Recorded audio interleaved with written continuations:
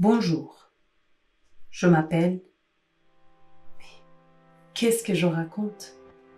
Je suis le plus célèbre de mon monde. Tout le monde parle de moi. D'où je viens?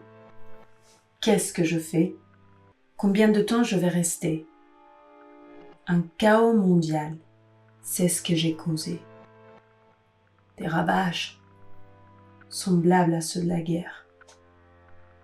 Mais une guerre contre un ennemi invisible me semble injuste. Qui va gagner?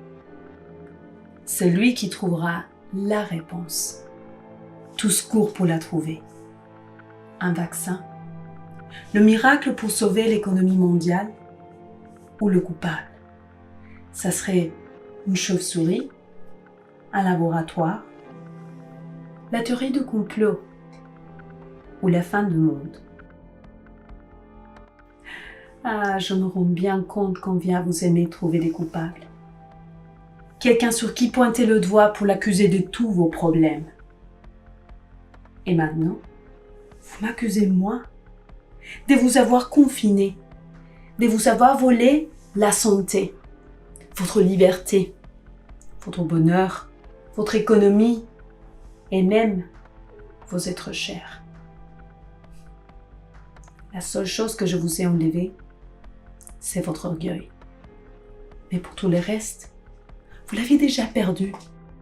Vous étiez confiné dans vos routines journalières et dans vos réseaux sociaux. La santé, n'en parlons même pas. D'abord les plaisirs et ensuite on verra. La liberté, ou plutôt esclave de vos vices, de vos ambitions égoïstes et de vos désirs de pouvoir et de reconnaissance. Le bonheur, un concept aussi jetable que celui de changer de téléphone portable, aussi superficiel qu'un sourire, mais qui a perdu toute sa valeur devant ce qui compte réellement. L'amour, la famille, les amis. Et pour vous être chers, je ne vous les ai pas volés. Leur temps était arrivé. C'était leur moment.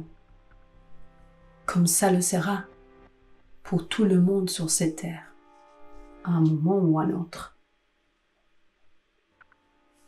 Mais assez de défenses inutiles. Ma critique a été injuste. D'abord, parce que j'ai vu ceux qui combattent dans cette guerre sans répit. Des hommes et des femmes épuisés, apeurés, solitaires, mais qui luttent pour en sauver un de plus. J'ai aussi vu ce que dans le silence et sans applaudissement, dévoués travaillent pour que le monde continue de vivre. Pour eux, je tire mon chapeau.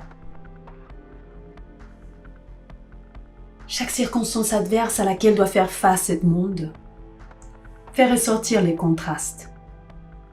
D'un côté, il y a ceux qui s'assoient pour critiquer, pour juger, pour se plaindre et régler leurs comptes avec tout le monde.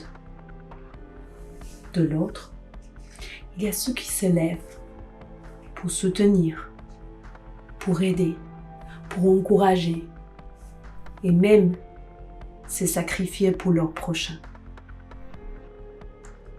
Je ne sais pas à quel groupe tu appartiens, ni quels sont tes objectifs. Mais moi, je n'en ai aucun. Je ne veux même pas battre un record. Même si je crois que ça soit déjà fait. Mais si je peux servir, ne serait-ce qu'à une chose, j'aurais au moins accompli un but. Stop. Stop. Arrête et réfléchis. Dans la tranquillité ou le chaos, dans la solitude ou entouré d'une foule, dans la joie ou la tristesse. Arrête. Maintenant, je te pose quelques questions. D'où viens-tu? Tu es seulement le fruit de hasard? Qu'est-ce que tu fais là? Est-ce que ta vie a un but? Après cette vie, est-ce que c'est la fin? Si c'est ainsi, il me semble que on a des choses en commun. Tu ignores ton origine, ton but est incertain et ta fin est brutale. Mais réfléchis. Et si tu arrêtais pour un moment de regarder à l'horizontale et tu commençais à regarder en haut, et si la vérité avait toujours été là, même quand tu ne voulais pas la voir, ou que tu l'ignorais, ou la niais, ou même la maudissais. Et si la réponse c'est Dieu,